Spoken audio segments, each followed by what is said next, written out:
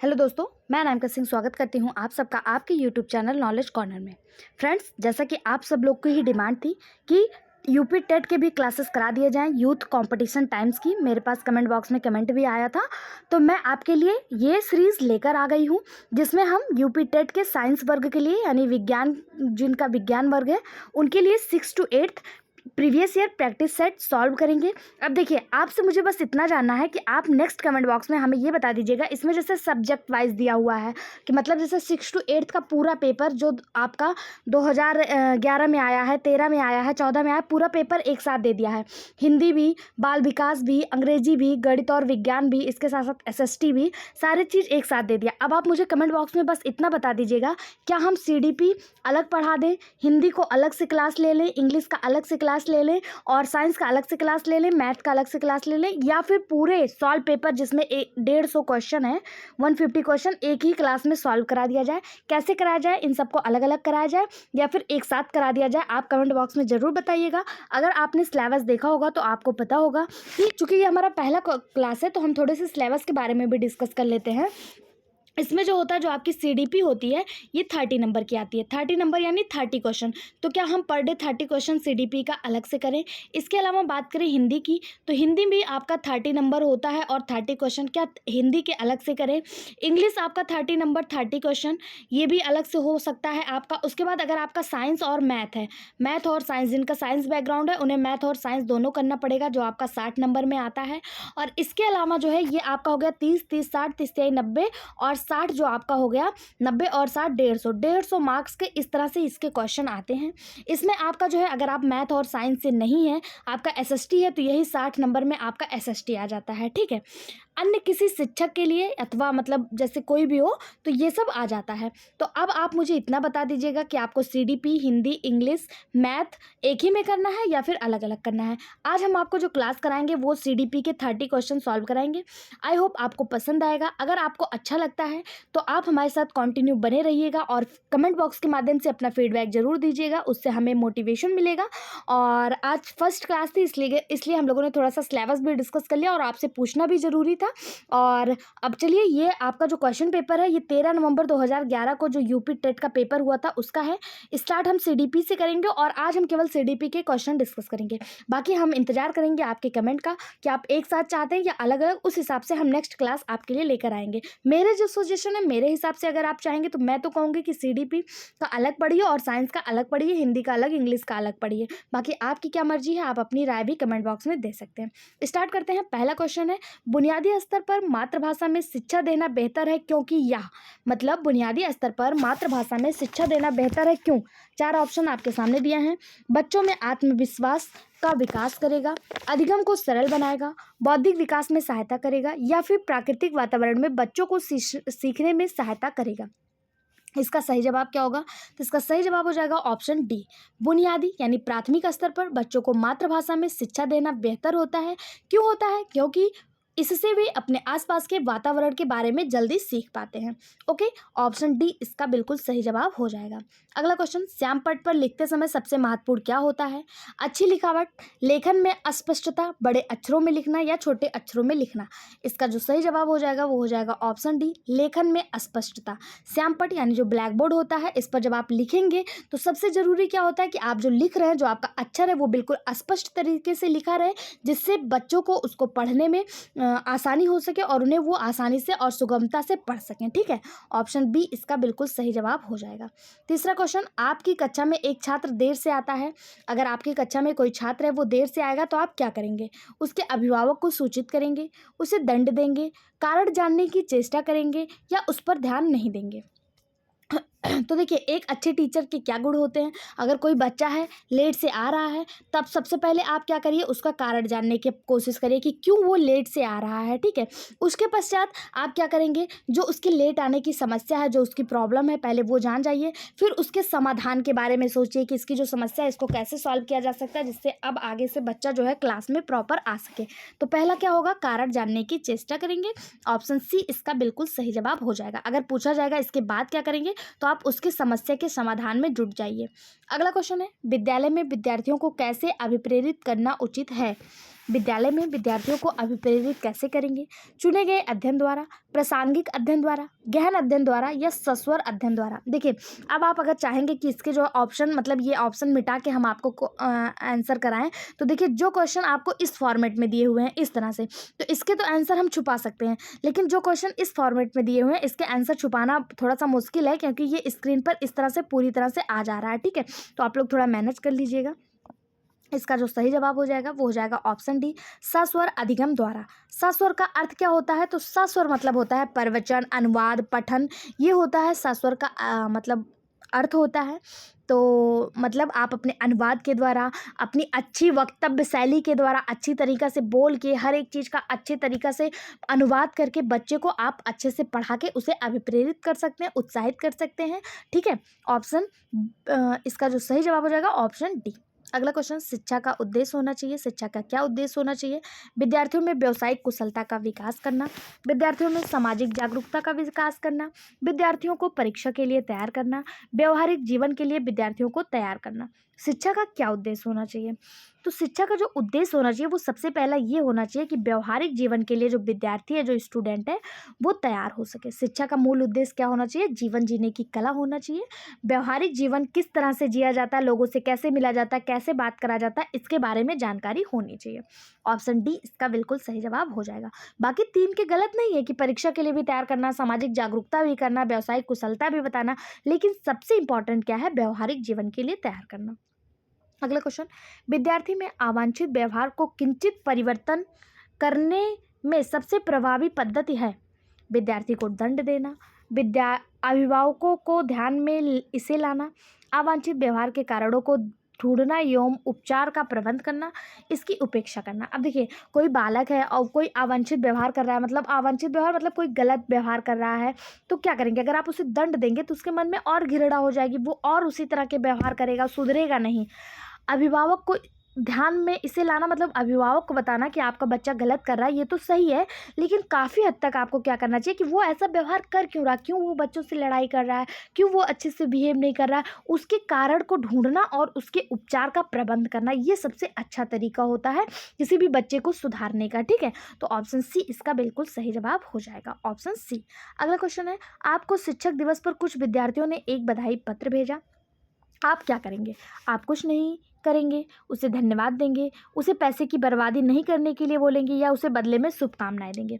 मान लीजिए आप एक टीचर हैं और शिक्षक दिवस है, टीचर डे है, बच्चे आपको जो है बधाई पत्र भेज रहे हैं, अब आप क्या करेंगे? उसे कुछ नहीं करेंगे? तो ऐसा तो होगा नहीं, उसे धन्यवाद देंगे। बिल्कुल, ऑप्शन बी इसका बिल्कुल सही जवाब हो जाएगा। क्या करेंगे? आप भी औपचारिक रूप से छात्रों को क्या करेंगे? धन्यवाद देंगे। तो ऑप्शन बी इसका बिल्कुल सही जवाब हो जाएगा। अगला क्वेश्चन, जब एक विद्यार्थी असफल होता है तो समझा जाता है कि, जब विद्यार्थी असफल होता है तो क्या समझा जाता है? कि पद्धति असफल है, शिक्षक असफल है, पाठ्य पुस्तकें असफल है, या व्यक्तित्व असफलता है। देखिए, एक विद्यार्थी की बात की जा रही, कोई एक विद्यार्थी, एक क्लास है, उसमें 30 बच्चे हैं, 30 बच्चों में से कोई एक या दो स्टूडेंट फेल हो जाते हैं, तो ये पद्धति तो असफल होगी नहीं। बाकी 28 बच्चों ने तो उसी टीचर से पढ़ के सफलता प्राप्त की है। शिक्षक भी तो असफल होगा नहीं, पाठ्य पुस्तकें भी असफल नहीं होंगी, या व्यक्तित्व असफलता होगा। किसी एक व्यक्ति का अपने आप में असफल होना, वो उसकी खुद की रिस्पॉन्सिबिलिटी होगी, व्यक्तित्व असफलता होगा। ठीक है, ऑप्शन डी इसका बिल्कुल सही जवाब हो जाएगा। देखिए, विद्यालयों में विद्यार्थियों की असफलता के बारे में बहुत सारे कथन कहे गए हैं, जैसे विद्यार्थी असफल होते हैं क्योंकि शिक्षण उस तरीके से नहीं किया जाता जिसके लिए वो सामर्थ हो या सार्थक हो। विद्यार्थी असफल होते हैं क्योंकि विद्यालय व्यवस्था प्रत्येक विद्यार्थी की आवश्यकता और अभिरुचियों का ध्यान नहीं रखता। जैसे कोई मान लीजिए मंदबुद्धि बालक है, 30 बच्चों की एक क्लास है, इसमें जो है 29 बच्चे पास हो जाते हैं, एक बच्चा फेल हो जाता, और वो बच्चा फेल कौन होता है? कि ये बच्चा मंदबुद्धि है, या फिर कहें दिव्यांग है। तो ये बच्चा फेल क्यों हो रहा है? क्योंकि ये शिक्षक इन विद्यार्थियों की आवश्यकता को तो पूरी कर रहा है, लेकिन ये जो बच्चा है इसके अलग डिमांड है, इसकी मानसिक क्षमता अलग है, इसकी शारीरिक क्षमता अलग है, इसको अलग शिक्षक की ज़रूरत है, एक स्पेशल शिक्षक की ज़रूरत है। इसलिए ये बच्चा, ऐसा नहीं है कि ये बच्चा पास नहीं हो सकता, बस क्या करना है, इसको अलग शिक्षक की ज़रूरत होती है। ठीक है, तो इसका जो सही जवाब हो जाएगा ऑप्शन डी हो जाएगा। आई होप मैं जो समझाने का प्रयास कर रही हूँ वो आपको समझ में आ गया होगा। कोई भी कन्फ्यूजन, कोई भी डाउट, कमेंट बॉक्स आपके लिए ओपन है, आप कमेंट करके जरूर पूछिएगा। अगला क्वेश्चन, किसी विद्यार्थी की सबसे महत्वपूर्ण विशेषता है? उत्तरदायित्व की अनुभूति, ईमानदारी, सहभागिता या आज्ञाकारिता। कोई विद्यार्थी है उसकी सबसे महत्वपूर्ण विशेषता क्या होती है? तो उसकी सबसे महत्वपूर्ण विशेषता ये होती है कि वो आज्ञाकारी हो, टीचर की बात को माने, आज्ञाकारिता हो, मानव व्यवहार में सामाजिक प्रभाव का एक रूप हो जिसमें व्यक्ति स्पष्ट निर्देशों या किसी प्राधिकारी व्यक्ति के आदेशों का पालन करता हो। मतलब अपने टीचर के आदेश का, अपने बड़ों के आदेश का, अपने माता पिता के, अपने शिक्षक के आदेश का पालन करता हो, तो उसे आज्ञाकारिता कहते हैं। ऑप्शन डी इसका बिल्कुल सबसे सही जवाब हो जाएगा। अगला क्वेश्चन, आप किसी कक्षा में पाठ पढ़ाते हैं और एक विद्यार्थी विषय में असंबद्ध एक प्रश्न पूछता है, आप क्या करेंगे? उसे असंबद्ध प्रश्न पूछने की अनुमति देंगे, उसे असंबद्ध प्रश्न पूछने की अनुमति नहीं देंगे, उसे गैर अनुशासित समझकर दंडित करेंगे या कक्षा के बाद प्रश्न का उत्तर देंगे? देखिए, मान लीजिए एक टीचर है क्लास में, मतलब आप मान लीजिए टीचर हैं और क्लास में पढ़ा रहे हैं, एक स्टूडेंट खड़ा होता है और जो आप टॉपिक पढ़ा रहे हैं उससे कुछ अलग क्वेश्चन पूछ लेता है, तो आप क्या करेंगे? कि आप कहेंगे कि हाँ ऐसे क्वेश्चन पूछो? तो नहीं, उस टाइम क्योंकि टॉपिक दूसरा चल रहा है, अगर आप उसके क्वेश्चन का डिस्कस करने लगेंगे तो ये टॉपिक डिस्टर्ब हो जाएगा। उसे प्रश्न पूछने की अनुमति नहीं देंगे, ऐसा भी नहीं करेंगे, वो प्रश्न पूछ सकता है, उसके लिए उसे दंडित भी नहीं किया जा सकता। उसके प्रश्नों का जवाब जो है आप बाद में दे दीजिएगा, जब कक्षा समाप्त हो जाएगी, आप जो टॉपिक पढ़ा रहे हैं वो पढ़ाने के बाद लास्ट में, कक्षा के लास्ट में आप उसके प्रश्नों का जवाब दे दीजिएगा। ये इसका बिल्कुल सही जवाब हो जाएगा। ठीक है, कक्षा में शिक्षण प्रक्रिया के दौरान विषय वस्तु से असंबद्ध प्रश्न पूछने पर अध्यापक द्वारा कक्षा के बाद प्रश्न देना सर्वाधिक उचित है, ताकि कक्षा में शिक्षण प्रक्रिया में किसी प्रकार के अवरोध ना आए तथा अनुशासित रूप से शिक्षण कार्य जो है वो चलता रहे। ऑप्शन डी जो है ये इसका बिल्कुल सही जवाब हो जाएगा। अब देखिए, ये जो CDP के क्लासेस हैं ये आपका 1 to 5th और 6 to 8 दोनों के लिए इंपॉर्टेंट है। ठीक है, ऐसा मत सोचिएगा कि इसको केवल 1 to 5th वाले ही पढ़ सकते हैं या 6 to 8 वाले ही पढ़ सकते हैं, इसको दोनों ही पढ़ सकते हैं क्योंकि CDP का लेवल लगभग सेम ही होता है। ठीक, इसलिए मैं सोच रही हूँ कि क्लासेस अलग अलग सब्जेक्ट के अलग अलग करा दूँ, जिससे अगर चाहे तो 1 to 5th वाले भी, यानी प्राइमरी वाले भी देख सकें, जूनियर वाले भी देख सकें। ठीक, अगला क्वेश्चन है, एक प्रसमान्य 12 वर्ष की आयु के बच्चे में सबसे अधिक होना संभव है? कुल प्रेरक समन्वय में कठिनाई, वयस्कों को खुश करने के बारे में दुश्चिंता की अनुभूति, अब और यहाँ में उसकी रुचियों को सीमित करना, समकक्षी के अनुमोदन के लिए बेचैनी। एक प्रसामान्य 12 वर्ष की आयु के बच्चे में सबसे अधिक होना क्या संभव है? तो इसका सही जवाब हो जाएगा ऑप्शन डी, समकक्षी के अनुमोदन के लिए बेचैनी। समकक्षी के अनुमोदन के लिए बेचैनी पूर्व किशोरावस्था। पूर्व किशोरावस्था क्या होती है? 9 वर्ष से 12 वर्ष का जो अवस्था होता है इसे पूर्व किशोरावस्था कहा जाता है, और ये जो बेचैनी होता है ये इसके प्रमुख लक्षण होते हैं। इस अवस्था का बालक औपचारिक शिक्षा द्वारा समाज और संस्कृति के कुछ सरल और प्रारंभिक कौशलों को सीखता है। जैसे कौन से वो कौशल हैं? जैसे संबंध निर्माणात्मक, तर्क करने की योग्यता, आत्म अनुशासन तथा सामाजिक अनुमोदन के नियमों का अधिगम करना। ठीक है, ये इसके मतलब इस उम्र में सीखा जाता है। ऑप्शन डी इसका बिल्कुल सही जवाब हो जाएगा। ये PDF आपको फ्री ऑफ कॉस्ट हमारे टेलीग्राम चैनल पे मिल जाएगा। टेलीग्राम चैनल का लिंक इसी वीडियो के डिस्क्रिप्शन बॉक्स में मिल जाएगा, वहाँ से ज़रूर ज्वाइन कर लीजिएगा। अगर आपको टेलीग्राम चैनल का लिंक नहीं मिलता, आप हमें कमेंट करिएगा, हम आपको अलग से टेलीग्राम चैनल का लिंक दे देंगे। अगला क्वेश्चन है, विद्यालय से विद्यार्थियों को भाग जाने का कारण है? कक्षा शिक्षण में रुचि का अभाव, विद्यार्थियों के अध्ययन में रुचि का अभाव, विद्यार्थियों को दंड नहीं देना, समस्या के प्रति शिक्षकों की निर्दय अभिवृत्ति।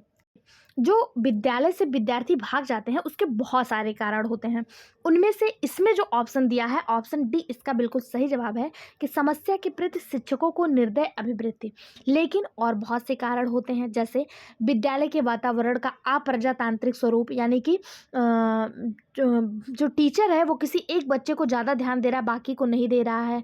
छात्रों में सुरक्षा की भावना का अभाव, जैसे उनको मान लीजिए विद्यालय में उनके साथ कोई गलत कर रहा है, उन्हें कोई बुली कर रहा है, कोई कुछ भी उनके साथ गलत हो रहा है तो उससे भी वो विद्यालय से भाग जाते हैं। शिक्षण कार्य का सुचारू रूप से ना चलना, कोई बच्चा पढ़ने में इंटरेस्टेड है और टीचर क्लास ही नहीं ले रहा, तब भी वो विद्यालय से भाग जाएंगे।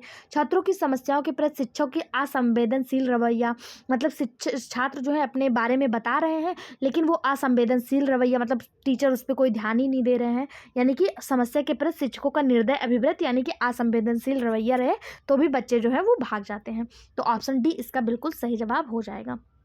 अगला क्वेश्चन, विद्यार्थियों में शर्म की स्फूर्ति का विकास करने के लिए क्या करना चाहिए? शिक्षक अपने ही श्रम में प्रवृत्ति दिखाएगा।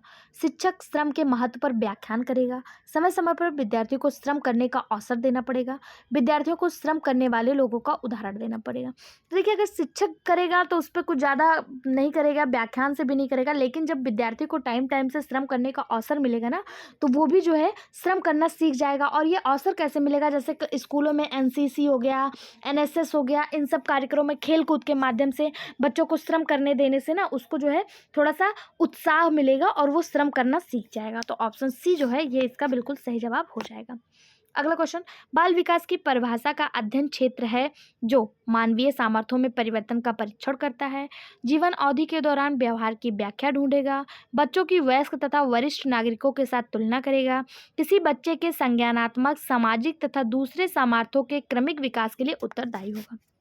बाल विकास की परिभाषा का अध्ययन क्षेत्र क्या है? तो बाल विकास की परिभाषा का अध्ययन क्षेत्र किसी बच्चे के संज्ञानात्मक, सामाजिक तथा दूसरे सामर्थ्यों के क्रमिक विकास के लिए उत्तरदायी होगा। ठीक है, बाल विकास मनुष्य के जन्म से लेकर किशोरावस्था के अंत तक उसमें होने वाला जैविक और मनोवैज्ञानिक परिवर्तनों को कहते हैं। जब वे धीरे धीरे निर्भरता से और अधिक स्वायत्तता की ओर बढ़ते हैं, अर्थात बच्चा जो है किसी बच्चे के संज्ञानात्मक, सामाजिक तथा नैतिकता के क्रमिक विकास को बाल विकास कहा जाता है। यानी जो बच्चा है वो दूसरों पे डिपेंड होने की बजाय अपने आप पे डिपेंड होने लगता है, तो उसी को क्रमिक विकास कहते हैं। ठीक है, जो एक दूसरे के क्रमिक विकास के लिए उत्तरदायी होता है। ऑप्शन डी बिल्कुल इसका सही जवाब हो जाएगा। इसी को बाल विकास कहते हैं। जैसे इसको एक सिंपल भाषा में समझ लीजिए, कोई बच्चा है, छोटा बच्चा, 1 साल का बच्चा है, ये माँ पे डिपेंड है, 2 साल का बच्चा माँ पे डिपेंड है, 3 साल का बच्चा धीरे धीरे चलना सीख लेता है, डिपेंडेंसी थोड़ी कम होती है, 4 साल का बच्चा अपने आप से पानी लेके पीना सीख लेता है, डिपेंडेंसी कम होती है, 5 साल का बच्चा अपने सारे काम लगभग स्वयं करने लगता है, इस पर डिपेंडेंसी कम होती है। कहा जाता है 9 से 12 साल तक जाते जाते बच्चा जो है वो अपने सारे काम स्वयं करना सीखने लगता है। ठीक है, ऑप्शन डी इसका बिल्कुल सही जवाब हो जाएगा और इसी विकास को बाल विकास के नाम से जाना जाता है। बाल यानी बालक और विकास यानी विकास, बालक का विकास होना, बाल विकास। अगला क्वेश्चन, प्राथमिक शिक्षा के लिए बाल मनोविज्ञान का ज्ञान आवश्यक है क्योंकि यह बच्चों को अनुशासित बनाने में सहायता करता है, या परीक्षा में परिणाम में उन्नत होती है, या बच्चों को अभिप्रेरित करने के लिए सुविधाजनक तरीका बन जाता है, या बच्चों के व्यवहार को समझने में शिक्षक की सहायता करता है। क्वेश्चन क्या है? प्राथमिक शिक्षक के लिए बाल मनोविज्ञान का ज्ञान आवश्यक है क्यों? देखिए, अगर प्राथमिक शिक्षक है, अगर उसे बाल मनोविज्ञान का ज्ञान नहीं है तो वो बच्चों को कैसे समझ पाएगा, उनको क्या ज़रूरत है, उनका व्यवहार गलत क्यों है, उनका व्यवहार सही क्यों है, क्यों, कैसे वो समझ पाएगा? तो बच्चों के व्यवहार को समझने के लिए शिक्षक को बाल विकास का ज्ञान होना, बाल मनोविज्ञान का ज्ञान होना बहुत ज़्यादा आवश्यक है, जिससे वो अपने शिक्षण कार्य को सुचारू रूप से चला सके, प्रत्येक बच्चे की मनोभूति, मनोइच्छा, मानसिक इच्छा समझकर। ठीक है, अगला क्वेश्चन, मानवीय मूल्यों जो प्रकृति में सार्वत्रिक है के विकास का अर्थ है मात्रारोपण, अंगीकरण, अनुकरण या अभिव्यक्ति। इसका सही जवाब हो जाएगा ऑप्शन बी, अंगीकरण। राधा मुकुंद मुखर्जी ने लिखा है कि मूल्य समाज द्वारा मान्यता प्राप्त इच्छा एवं लक्षण है जिनका अंतरीकरण सीखने या सामाजिकरण की प्रक्रिया के माध्यम से होता है और जो बाद में व्यक्तिनिष्ठ मान तथा अभिलाषाएं बन जाती हैं। अर्थात अगर इसको दूसरे भाषाओं में कहें तो मानवीय मूल्यों का पीढ़ी दर पीढ़ी अंगीकरण होता है और इसी प्रकार उनका विकास भी पीढ़ी दर पीढ़ी होता रहता है। अगर पूछा जाए इसके बारे में बताया किसने, तो इसके बारे में बताया राधा मुकुंद मुखर्जी ने इसके बारे में बताया। ठीक, ऑप्शन बी इसका बिल्कुल सही जवाब हो जाएगा। अगला क्वेश्चन, अपने विद्यार्थियों को समझने के लिए एक शिक्षक में अच्छी जानकारी होनी चाहिए। कोई शिक्षक है, अपने विद्यार्थियों को समझने के लिए उसे क्या आना चाहिए? बाल मनोविज्ञान की जानकारी तो बहुत ज़रूरी है, बच्चों को समझने की प्रवृत्ति ये भी आवश्यक है, विषय वस्तु के प्रति विद्यार्थियों के मत बिल्कुल सही, यानी कि उपयुक्त सभी इसका सही जवाब हो जाएगा। किसी विद्यार्थी को समझने के लिए शिक्षक बाल विज्ञान का समझ होना चाहिए, बच्चों की बुद्धि स्तर की समझ होनी चाहिए, बच्चों की अभिवृत्ति की समझ होनी चाहिए और बच्चों की समस्याओं के बारे में समझ होना चाहिए। ठीक, ऑप्शन डी इसका बिल्कुल सही जवाब हो जाएगा। अगला क्वेश्चन, निम्नलिखित में से किस स्तर में बच्चे अपने समकक्षी वर्ग के सक्रिय सदस्य बन जाते हैं? बच्चे अपने समकक्षी वर्ग के सक्रिय सदस्य कब बनेंगे? किशोरावस्था, वयस्कावस्था, प्राक बालावस्था या फिर बाल्यावस्था। तो मैंने आपको बताया था बच्चे सेल्फ डिपेंड कब होने लगते हैं? 9 से 12 वर्ष की आयु में, और 9 से 12 वर्ष की आयु को पूर्व किशोरावस्था कहा जाता है। ऑप्शन ए इसका बिल्कुल सही जवाब, यानी किशोरावस्था के पूर्व की अवस्था। तो किशोरावस्था यानी एडल्ट अवस्था, जो आपका 14 से 18 के बीच में आता है, 12 से 18, 13 से 18 कह लीजिए, और इसके पूर्व की अवस्था 9 से 12 वाली पूर्व किशोरावस्था कहलाती है, और इसी में बच्चे अपने समकक्ष वर्ग के सक्रिय सदस्य बन जाते हैं। ऑप्शन ए इसका बिल्कुल सही जवाब हो जाएगा। अगला क्वेश्चन, मनोचित्रण का संदर्भ है। मनोचित्रण का संदर्भ क्या है? अर्थग्राह्यता को बढ़ाने की एक तकनीक, जोखिम भरे कार्य के लिए कर्म योजना, मन का चित्र खींचना या मन के प्रकार का अन्वेषण। तो इसका सही जवाब हो जाएगा ऑप्शन डी, मन के प्रकार का अन्वेषण करना ही मनोचित्रण कहलाता है। ऑप्शन डी इसका बिल्कुल सही जवाब हो जाएगा। अगला क्वेश्चन, प्रतिभाशाली होने का संकेत निम्नलिखित में से क्या नहीं है? ध्यान दीजिएगा, यहाँ पूछा है क्या नहीं है, क्या है और क्या नहीं है, इस पर विशेष ध्यान दीजिएगा, क्योंकि इस नहीं वर्ड से आता हुआ क्वेश्चन भी गलत हो जाता है। अगर आप देख लेंगे कि प्रतिभाशाली होने का संकेत क्या है, तो आप मार्क करके चले आएंगे, आता हुआ क्वेश्चन भी गलत हो जाएगा। यहाँ पूछा क्या नहीं है, तो देखिए विचारों में सृजनात्मकता, ये तो प्रतिभाशाली होने का संकेत है, और आप पहला ही मार्क करके चले आएंगे, बाद में घर आके मिलाएंगे तो कहेंगे ओहो ये क्या हो गया। तो ये चीज़ से बचने के लिए आपको क्वेश्चन को ध्यानपूर्वक पढ़ना है, ठीक है। पहला तो सही है, दूसरों के साथ लड़ना यही आपका गलत हो जाएगा, ये प्रतिभाशाली होने का संकेत नहीं है। जो प्रतिभाशाली बच्चे होते हैं उनकी बुद्धि लब्धि 130 से ऊपर होती है, उनके विचारों में सृजनात्मकता होती है, वो उत्सुक होते हैं, यानी किसी चीज़ को जानने के लिए बहुत ज़्यादा उत्सुक होते हैं, कौतूहल होते हैं, और अभिव्यक्ति में अनूठापन होता है, यानी उनका एक अलग व्यवहार होता है, उनकी एक अलग पहचान होती है, वो अपने आप को अलग तरह से प्रेजेंट करते हैं। लेकिन जो नहीं होता है दूसरों से लड़ना, ये जो प्रतिभाशाली बच्चे होते हैं वो ज़्यादातर लड़ाई वगैरह को अवॉइड करते हैं, ठीक है। ऑप्शन बी इसका बिल्कुल सही जवाब हो जाएगा। अगला क्वेश्चन, बालिका शिक्षा को महत्ता देना उचित है क्योंकि? बालिका यानी लड़कियों की शिक्षा को महत्ता देना क्यों आवश्यक है? बालिकाएं बालकों से अधिक बुद्धिमान होती हैं, ये तो कोई तर्क नहीं हो गया। बालिकाएं बालकों में अल्पसंख्यक हैं, तो अल्पसंख्यक होने की वजह से क्या उनको शिक्षा में महत्व दिया जाए? बिल्कुल नहीं। अतीत में बालिकाओं की बुरी तरह से विभेदित किया जाता था, ये भी नहीं। किसी सामाजिक परिवर्तन के नेतृत्व में केवल बालिकाएं ही समर्थ है, ये बिल्कुल सही जवाब हो जाएगा। किसी सामाजिक परिवर्तन के नेतृत्व में बालिकाओं की बहुत ही महत्वपूर्ण भूमिका होती है, इसलिए बालिका शिक्षा को महत्ता देना उचित है, तथा साथ ही उसमें लैंगिक भेदभाव में कमी आती है।